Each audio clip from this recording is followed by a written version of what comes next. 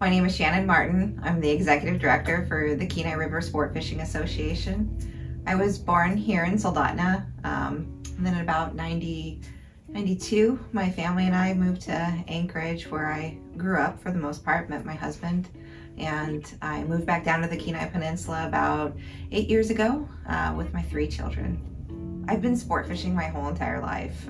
Being born on the Kenai River, it's kind of in your blood, so to speak.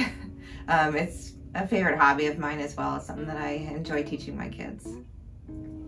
The value of sport fishing to me is huge. It's a way that I provide for my family. Catching fish and harvesting it is huge. Also, it's an activity that we like to do, so recreational fishing. We'll get out on the water, enjoy Alaska's scenery, go hiking, go experience Alaska. That's why I live here. That's why I continue to live here. Shannon, what are you doing? She's doing fighting fish. It's a hog! Woo! Welcome to Yakutat! Nice one.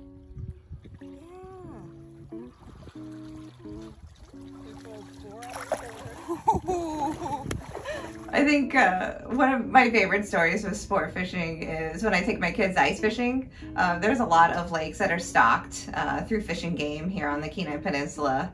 And with my children, I have one in particular, my middle son. He loves fishing. And when we go ice fishing, we don't necessarily keep everything. It's catch and release majority of the time. So I have a favorite memory of ice fishing with him, and as he reels up a rainbow trout, the first thing he says to me is, "Mommy, can we eat it?"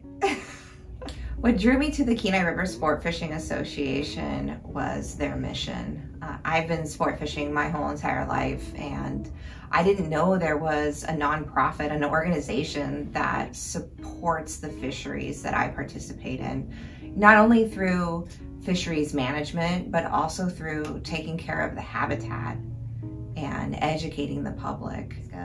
I've always grown up around fishermen and fishing, and now that I'm in a professional setting, it can be a little intimidating at times because I do have a very high-pitched voice. I have a lot of ideas that may be different, maybe new, but I think all in all, it's an experience that doesn't hold me back. It doesn't create any barriers. I'm not sure why women are the fastest growing sector of anglers these days. For me, I wanted that independence. I wanted that river independence is what I coined it as. I want to be the one that doesn't park the vehicle every time and bring the trailer down the boat ramp. I want to be the one that drives the boat. I want to be the one that ties my own fishing knots. I want to be the one that picks the spots that we go fishing. And I want to be able to teach my kids that too.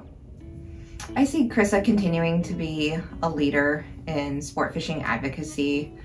The work that we can do for the bank restoration, for the fish habitat, there's always projects that need to be done. There's always areas that need our organization to step in and lend a hand. Some of the biggest challenges in Alaska's fisheries right now are sustainable fisheries. We're seeing a decline of salmon all across the state, and I think that's going to be our biggest challenge over the next 5 years and 10 years. How are we going to address this problem? What steps are we going to take? Sometimes in conservation, the burden needs to be shared amongst all the user groups. I think sport fishing plays significantly in the role of tourism on the Kenai Peninsula. You'll see it every summer. You know, people come here to fish the Kenai, to fish Kachemak Bay or even Resurrection Bay. They'll stay at lodges, they'll stay at B&Bs, they'll go shopping at the tackle stores, they'll go to the grocery stores. It's huge in this community. It supports this community. I think that sport fishing drives the tourism. It's the vessel that brings tourists here. Not only do they come for the scenery includes the river, The river includes the salmon and the fisheries.